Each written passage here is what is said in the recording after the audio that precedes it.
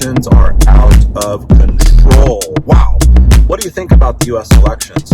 I mean, even talking about them, are we even allowed to talk about the U.S. elections? It's almost at the point where just mentioning U.S. elections probably violates a policy somewhere, because it's almost like if you were to talk about a riot or a protest in the wrong context, you're just not allowed to do it, or at least no one wants to have their advertisements featured if you're talking about that. So U.S. elections should be something that you're proud to talk about, but it's almost something that's taboo to talk about. Why? Because America is so polarized around two completely different candidates. And I would say it's not, in my opinion, it's not really about Democrat or Republican. It's just about the candidate. I mean, it's at the point where so many people hate one candidate or the other candidate and will never accept the loss of their candidate or the triumph of the other.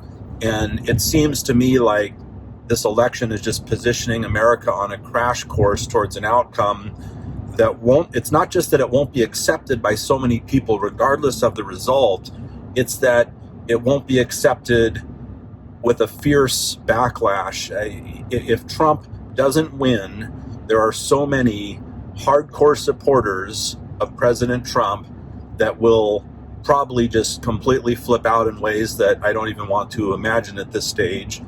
And if President Trump does win and former Vice President Joe Biden loses, it doesn't look like that's going to happen based on the polls. It also didn't look like Hillary Clinton was going to lose, and she sure did. Biden does have a greater lead.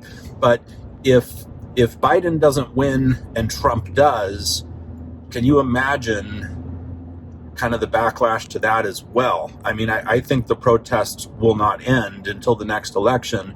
And if President Trump loses but challenges the results and it goes to the Supreme Court, who will predominantly be under the Republican Party influence, arguably, and the Supreme Court rules in favor of President Trump to remain in office, that he did win the election, even if it seems that he didn't, can you imagine the backlash to that? So I can't really see an outcome where it's just a beautiful, peaceful result that everybody can feel good about.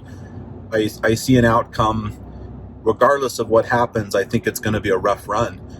Either way, no matter who wins, regardless of challenges that may go to the Supreme Court or not, where is the positive outcome that everybody can kind of accept and America can finally start to heal? Does that come from President Trump winning? There's been just so many issues in America that we've never experienced before that are not solely related to the pandemic. Now, the pandemic has caused massive issues, and I personally think that it's absolutely absurd and ridiculous and unacceptable that America, who is known for really pioneering some of the best healthcare and medical technology and pharmaceutical technology in the world, has the worst experience with the pandemic in the world in terms of cases. The fatality rate in America is horrible. The virus is 50 times more deadly in the U.S. than in most other countries around the world, where the fatality rate in many countries, for example, if you look at Southeast Asia, if you look at Singapore, where the fatality rate is somewhere around 0.1%, and you look in America where it's like close to 4%, that means the virus is 40 times more deadly in America than it is in Singapore. And it's not limited to Singapore.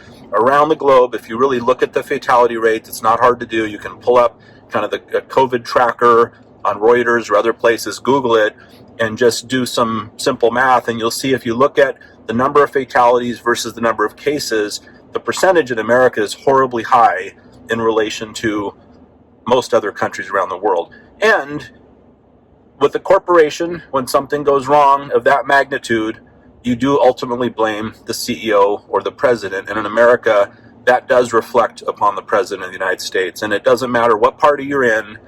If you really look at the facts, whether you're a Democrat or Republican, if your candidate is in office and your country is the worst affected in the world by the pandemic, then I think the president, whoever party that president may be, in this case it's a Republican Party, Donald Trump, has done an awful job with the pandemic. And anyone that ignores that and says it's not true, it's a hoax, it's just ridiculous. We've got over 200,000 fatalities to prove how badly it's gone. So this is not a political statement. This is simply a discussion on the facts that truly are facts and they're not hoaxes. So bottom line, I'm excited to watch the election play out and the results of the outcome, and I'm concerned about what's going to happen if either candidate wins, if either candidate loses, if there are challenges to the Supreme Court, and what will the next 4 years be like regardless of who wins. If only there was an outcome, a path that I can look at and say, okay, if this candidate wins,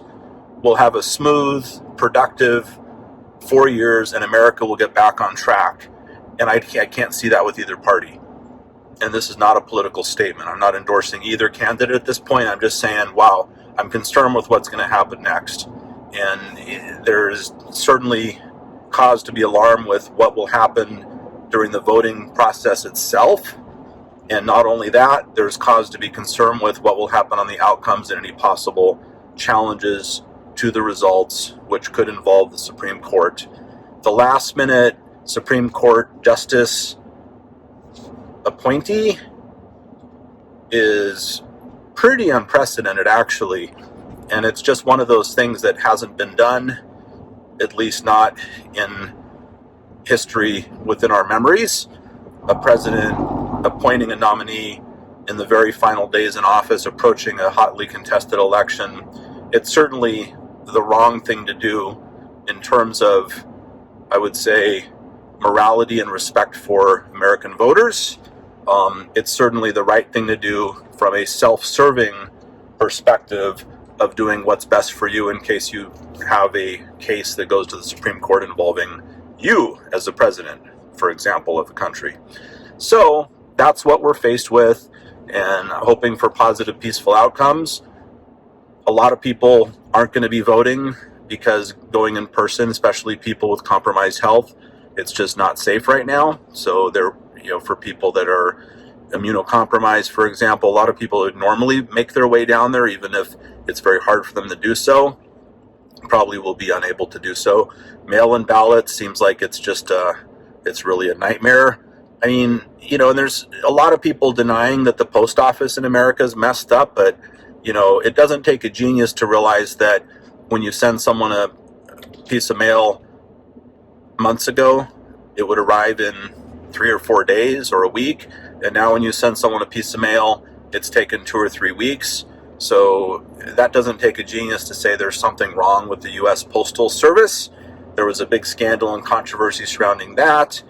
And Trump's nominee is the Postmaster General, who became the Postmaster General, making various changes that ultimately the result of which has been slower mail for all. So people that are getting medications in the mail, veterans, seniors, and just overall commerce and flow of mail through America has been horrible. And it wasn't like that in the early stages of the pandemic, but it was like that as we got closer to mail-in ballots and voting. So what's up with that? So yeah, long story short, I think it's going to be a crazy election. It's going to be interesting to watch the debates. I mean, there was a town hall with Joe Biden and Donald Trump on different channels at the same time doing town halls. So I guess Biden supporters watch Biden, Trump supporters watch Trump. I'm not sure how meaningful and helpful that is for everyone to see. We really need them debating in person. Of course, Trump refused to do the virtual debate. So hopefully the next debate is able to happen and we can see these two candidates kind of go back and forth and deal with each other in person rather than on separate channels with separate questions. That would be a bit helpful. And let's see, I mean, the election, the polls make it appear that Joe Biden has a slam dunk win coming. But as we saw in the last election, that certainly isn't known until the votes are counted. And then there's always the probability of a disputed election and a Supreme Court involvement, which is arguably under the control of President Trump. There's even talk about Trump pardoning himself. I don't know that he's made that statement himself, although it may have crossed his mind, But it's interesting that the Supreme Court Justice nominee was asked if she, kind of her position on that, if President Trump were to pardon himself, what did she think of that? And she wasn't able to comment on that. I don't think we've ever had that happen before. A president pardoning themselves. Wow. So yeah, there's a lot to talk about. There's a lot of uncertainty. I'm just hoping for a stable, positive outcome.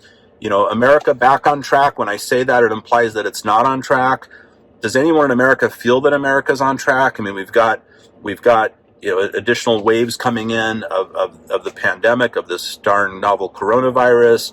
We've got high number of jobless claims, higher than expected, that just came out basically earlier this morning. We've got a lot of challenges in the economy. We can't pass a much needed stimulus package. Businesses that have been around forever, for generations, that have hung in to the last minute, are starting to close and fold under the economic pressures.